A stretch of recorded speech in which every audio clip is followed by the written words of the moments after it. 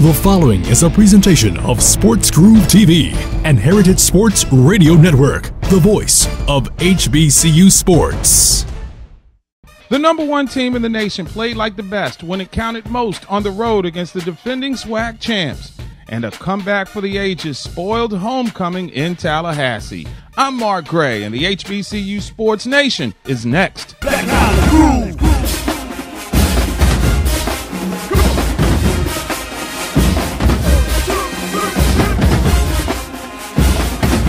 Black Island Groove. 1, 2, 3, hit it. Black Island Groove. Ride, come on. Black College, stand up. HBCU.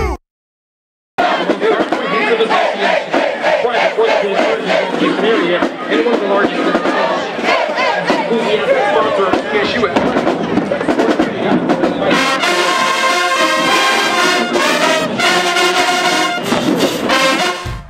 Texas Southern went toe-to-toe with Alabama State in the first half in a rematch of last year's SWAC championship game down in the third ward. But the Hornets exploded once again in the third quarter. Greg Jenkins and Nick Andrews took over with a passing attack as Alabama State erupted for 21 unanswered points to pull away after halftime. While Jenkins was a pedestrian of 11 of 29 for 188 yards, his only TD pass to Andrews was the receiver's 25th of his career, which adds to his all-time school record, and his 73 receiving yards moved Andrews into second place with 2,311, bringing him within 225 yards of that same mark, which is held by his coach.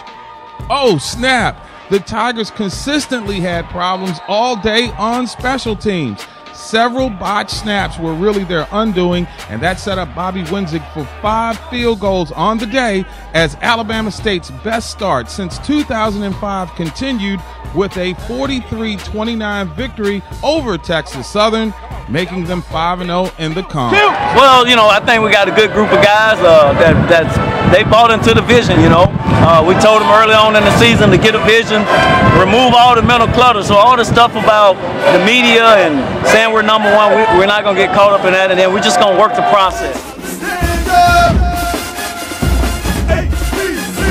Two teams with championship pedigree clash as the CIAA's 100th anniversary continues on HSRN. I'm Mark Gray, and the defending champions from Shaw University are the guests of preseason favorite Fayetteville State on homecoming in North Carolina. It has been a long, tough season for the Bears, who fell on their homecoming last week to Johnson C. Smith, and they would love to spoil the party in Fayetteville. Meanwhile, after 4 losses to open the season, the Broncos seem to have hit their stride, winning 2 straight and are poised to make a late season run. 2 CIAA powers collide as Shaw meets Fayetteville State for homecoming in Fayetteville, Saturday at 2 p.m. Eastern, 11 a.m. Pacific on your exclusive national radio voice of HBCU Sports, HSRN. And don't forget to kick off the day with the HBCU Tailgate Show and Omar Bashir to get you set for the day of Black college football 1 hour before toe meets leather. So catch the flavor of homecoming Fayetteville State style as the Broncos host Shaw Saturday at 2 Eastern, 11 a.m. Pacific on the unquestioned leader of HBCU Sports, HSRN. I'm Mark Gray, and I'll see you at the ballpark.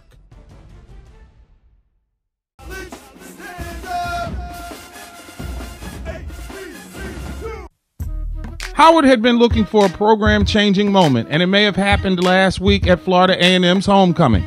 The Bison scoring 29 unanswered points, including 15 in the last minute and 23, to erase a 21-point halftime deficit and pull off a comeback for the ages. It started with a stingy defense that bounced back after giving up long drives of 80 and 72 yards in the first half by holding FAMU to just 21 yards of total offense after the intermission. Freshman quarterback Greg McGee rebounded from 3 interceptions and began engineering the comeback. McGee on the day, 20 of 47, 233 yards, and 2 touchdowns to go along with the 3 picks. And Howard pulls off the improbable 29-28 victory, their first over the Rattlers in 7 years. And with a win over Georgetown this coming weekend, they will be above the 500 mark. I'm Mark Gray, and that's what's going on around the HBCU Sports Nation this week.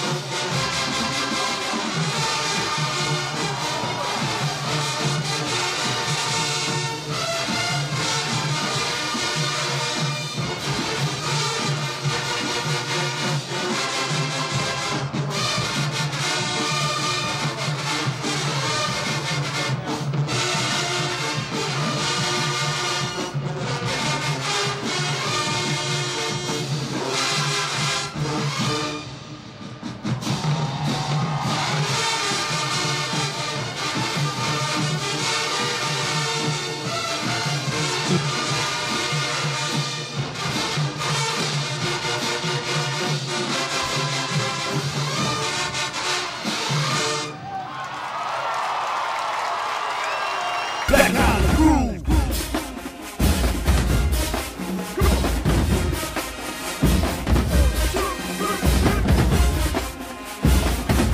Black Island Groove.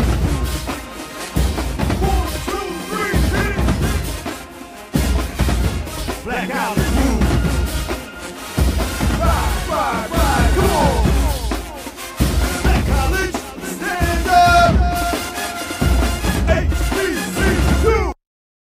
This has been a presentation of SportsGroove TV and Heritage Sports Radio Network, the voice of HBCU sports.